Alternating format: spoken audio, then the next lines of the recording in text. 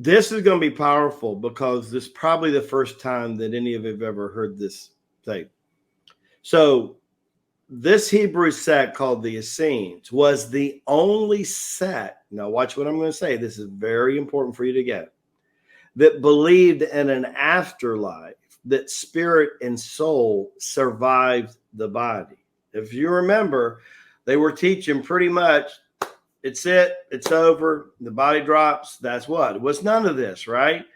So why is that important? Well, wasn't that one of Jesus's biggest message? Think about it, which again shows the connection. See, it was already the belief for over 100 years of the Essenes. Remember, they were together 300 years before Christ's birth, 300 years before Mary's birth, the vessel of Christ. And they already had that belief, right? So that was imparted on Mary for 4 generations. It was then imparted into the birth of Jesus. It became one of the cornerstones of his teaching. Why am I talking about this? Well, most people who find us or even have the willingness to try the 45-day challenge usually been actively prayer life for a minimum of 5 or 10 years. But understand, if you will be honest with yourself and look in the mirror, you will remember the first times you started to pray.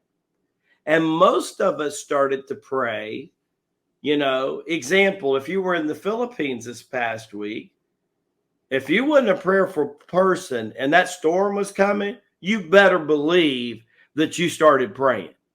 If you're in the foxholes around the world and you're a military and you really don't have an active prayer, when the mortars start coming, better believe you start. So we're what we call reactionary prayers in the beginning, are we not? But then all of a sudden something happens in our life. What is it that happens that we make the shift? Now that shift, the Lama calls the cosmic turning point, the beginning of the second birth, the awakening, if you will, if you want to call it that. That is where things start to show up in your life and you go, oh my God, I was thinking about that not too long ago. Oh my God, I remember praying about. You start to join the connection. Why is that important? Why did Jesus talk about praying without ceasing? Why did he talk about faith?